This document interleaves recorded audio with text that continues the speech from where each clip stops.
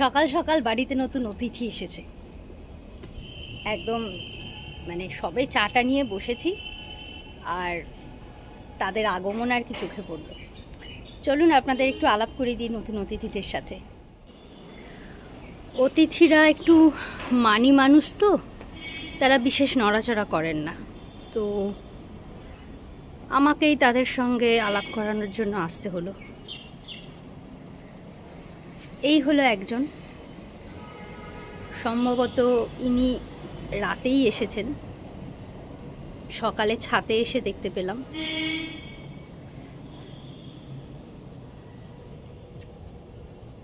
এই আর একজন, আচ্ছা উনি তো আবার মুখ ঘুরিয়ে আছেন। তৃতীয় জন, চতুর্থ জন, আর ইনি ওই তৃতীয় জনেরই ভাই গোছের পঞ্চম জন। এই অতিথিদের আগমন কিন্তু সত্যি কথা আমার জন্য নয়, আমি তার কারণ নই। কারণ আমি হচ্ছি ওই সকালবেলা ছাদে আসবো, বেশ গাছের মধ্যে বসে চা খাবো, গল্প করব, প্রকৃতির শোভা উপভোগ করব, এসবের মধ্যে আমি আছি।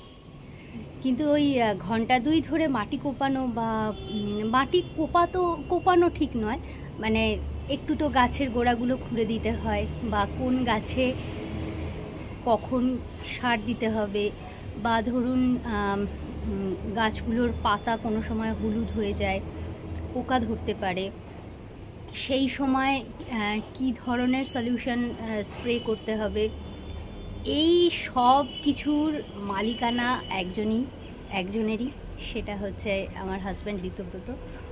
ওই মোটামুটি এই এত কিছুর মধ্যে, বাড়িতে মিস্ত্রির কাজ, ওরও অফিস আছে, সব কিছুর মধ্যে ও কিন্তু ঠিক রেগুলার ছাদে এসে একটা সময় পুরো ছাদটা সমস্ত গাছে জল দেয়। আমি যদি কোনো দিন সুযোগ পাই, এই একটু মিস্ত্রির ঝামেলাটা মিটে যাক, আমি আপনাদের পুরো ছাদটায় ঘুরিয়ে দেখাবো। এর আগেও বোধহয় দেখিয়েছি, তবে এখন কিন্তু গাছের সংখ্যা আরও অনেক বেশি। কাছাকাছির মধ্যে যারা নতুন আছে তাদের মধ্যে ধরুন এই পলাশ গাছটা, এই লেবু গাছটা, এটা যদিও আগে নিচে ছিল, এখন ওপরে আনা হয়েছে। এটায় বেশ ভালো লেবু হয়। নিচে দুটো লঙ্কার গাছ আছে, তাতেও ভালোই ফলন হয়, এবং লঙ্কার গাছগুলো রীতিমতো, মানে যে লঙ্কাগুলো দেয় প্রচণ্ড ঝাল, ছোট ছোট লাল লাল দেখতে হয়। এই গাছটা আমার খুব আদরের গাছ বলা যায়, প্রিয় শব্দটা ঠিক হবে না, আদরের গাছ বললাম কেন না, এই গাছটার নাম জিঙ্কো বাইলোবা। এই গাছটা আমরা কালিম্পং থেকে এনেছিলাম। তো উনি বলেছিলেন, যিনি আর কি বিক্রি করেছিলেন আমাদেরকে, উনি বলেছিলেন এই গাছটা মানে হিরোশিমা নাগাসাকিতে যখন বম ব্লাস্ট হয়েছিল সেই উত্তাপও নাকি সহ্য করে নিয়েছিল, মানে নিশ্চয়ই ওর মধ্যে থেকে নয়, কিন্তু উনি বোঝাতে চেয়েছিলেন প্রচণ্ড গরমেও এই গাছটা বেঁচে থাকবে। তো গাছটা সত্যিই তাই, এবং এই পূর্ণবয়স্ক গাছ ওনার বাড়িতে দেখেছি, তার একদম পূর্ণ রূপ আমরা ওনার কাছে ছবিতে দেখেছি। ডিসেম্বর মাসে ওনার পুরো পাতাগুলো একেবারে সোনালি হলুদ হয়েছিল, আর তার নিচে ওনারা ক্রিসমাস উদযাপন করছিলেন, অসম্ভব সুন্দর লাগছিল। তো ওইটা দেখে আর গাছটা কেনার লোভ সামলাতে পারিনি। যাই হোক, গাছেদের নিয়ে বেশি গেছুমি করে লাভ নেই। নিচে অলরেডি বেল বেজে গেছে, মিস্ত্রিরা এসে গেছে, এবার ওদের সঙ্গে একটু কথাবার্তা বলে সব সেট আপ করে নিয়ে ওরাও কাজ শুরু করবে। আর তার চেয়েও বড় কথা, আজকে জানি না কি হবে, এটা কালকেও চেষ্টা করেছিলাম কিন্তু পারিনি। সমস্ত কাজ সামলে, বিশেষ করে অফিসের কাজগুলো, মিটিংগুলো ঠিকঠাক শেষ করে যদি সম্ভব হয় তো বিকেলবেলা মার্বেলগুলো আমাদের অবশ্যই কিনতে হবে, কারণ মার্বেল এরপর মেঝে ভাঙা হয়ে গেছে, এরপর মার্বেল লাগানোর সময় চলে আসবে। তার আগে যদি অ্যারেঞ্জ না করতে পারি খুব মুশকিলে পড়বো। তো দেখা যাক কি করা যায়, চেষ্টায় তো আছি যে মোটামুটি সারাদিনের এইভাবেই যদি সাজিয়ে নিয়ে একটু তার মধ্যে সময় বার করতে পারি, তাহলে এই দরকারি কাজগুলোও সেরে ফেলতে হবে।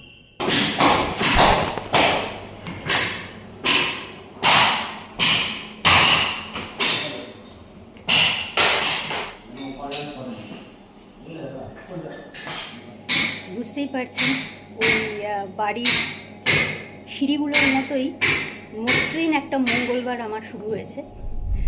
Hi, have a wonderful afternoon and don't forget to wear seat belt. অবশেষে বেরোতে পেরেছি বাইরের কাজগুলো সারার জন্য সময় বার করতে। তো দেখা যাক কতটা কি তাড়াতাড়ি ম্যানেজ করতে পারি, কারণ ফিরে এসেও কিছু অফিসের কাজ তো পেন্ডিং থেকেই যাবে, সেটাতেও নিয়ে বসতে হবে।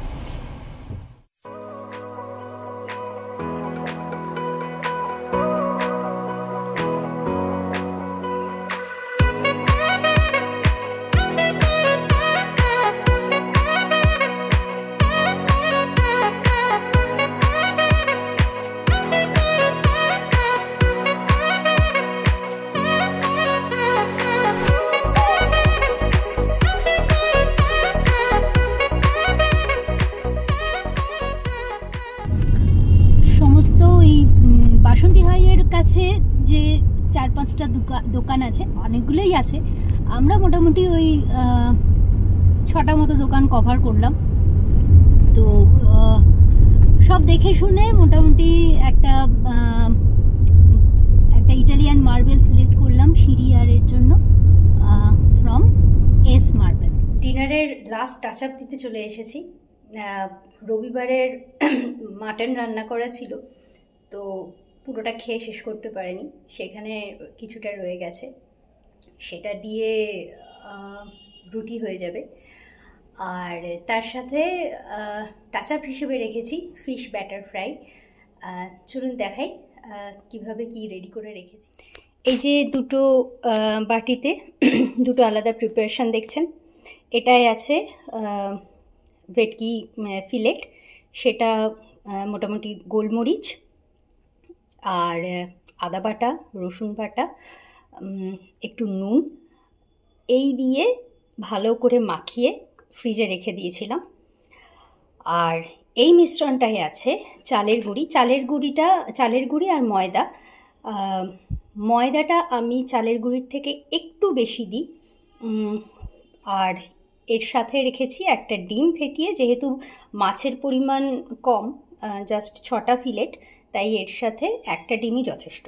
তার সাথে দিয়েছি একটু সোডা ওয়াটার আর অল্প সামান্য 1 চিমটে বেকিং সোডা, যাতে একটু মুচমুচে হয়, আর তার সাথে নুন আর একটু গোলমরিচ। এইটা যিনি মিশ্রণটা ভালো করে ফেটিয়ে রেখেছি, এইবার জাস্ট এইগুলো দেব আর ভাজবো। হ্যাঁ, একটা কথা, এই মিশ্রণটা একটু পাতলা করতে হলে আমি ব্যবহার করি মেনলি ঠান্ডা ফ্রিজের জল। তাহলে বুঝতেই পারছেন, সব রেডি, চটপট ভেজে ফেলি। আমরা আবার নতুন নিয়ম শুরু করেছি, ঠিক রাত 8:30টার মধ্যে ডিনার কমপ্লিট। এরই সাথে ভিডিও শেষ করছি আজকের পর্বে। কাল আবার দেখা হচ্ছে, ভালো থাকবেন।